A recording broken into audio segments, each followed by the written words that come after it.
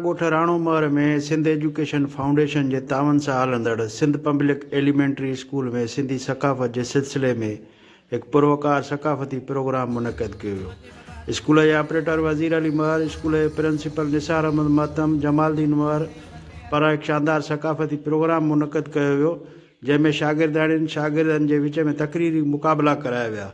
Programme में ठिकराटो ऐं भरपासे जे private स्कूलनि जे उस्तादनि ऐं वालदेन शिरकत कई।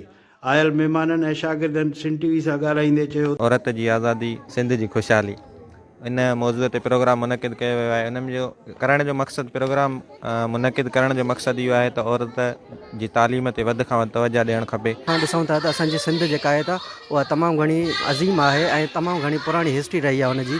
सो असां अहिड़ा प्रोग्राम कंदासीं त असांजे शागिर्दनि खे घणे खां घणो जेको आहे त असरु पवंदो। हीउ प्रोग्राम मुनक़िद कयो वियो आहे जेको औरत जी तालीम जी आज़ादी आहे ऐं इन में असां सिंध टीवी वारनि जा थोराइता आहियूं। असांखे पंहिंजे प्रोग्राम ते ॾाढो मज़ो आयो ऐं ॾाढी ख़ुशी थी ऐं असां अहिड़ा प्रोग्राम माण्हू अञा हितां जा माण्हू न थी सघिया पर क़ादिर त सौंपी कुदरत माण्हुनि जे हथ में।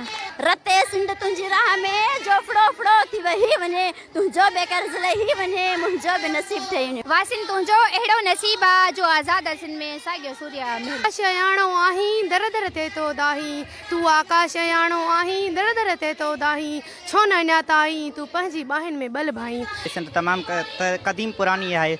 असां शुक्रगुज़ार आहियूं हिन उस्तादनि जा जंहिं हिन जो की प्यारे ॾींहं ते असां सभिनि खे हिते घुराए असांखे हिन सिंध जे बारे में ॿुधाइनि। असां वटि हिन वक़्तु हिकिड़ो सकाफ़त जो बहितरीनु प्रोग्राम थियो जंहिंमें असां सिंधी सकाफ़त खे उजागर कयोसीं ऐं न्याणियुनि जी तालीम ते अहमियत बि ॿुधाई वई त न्याणियुनि खे तालीम केॾी ज़रूरी आहे। सकाफ़त जो ॾिहाड़ो सिंध पब्लिक एलिमेंट्री स्कूल राणोमहर में सेफ सपोर्टेड स्कूल में मल्हायो वियो, जंहिंमें असांजो ख़ासि जेको स्लोगन आहे जंहिंमें असां न्याणी खे तालीम वधि में वधि ॾियारण जे फोकस में आहियूं।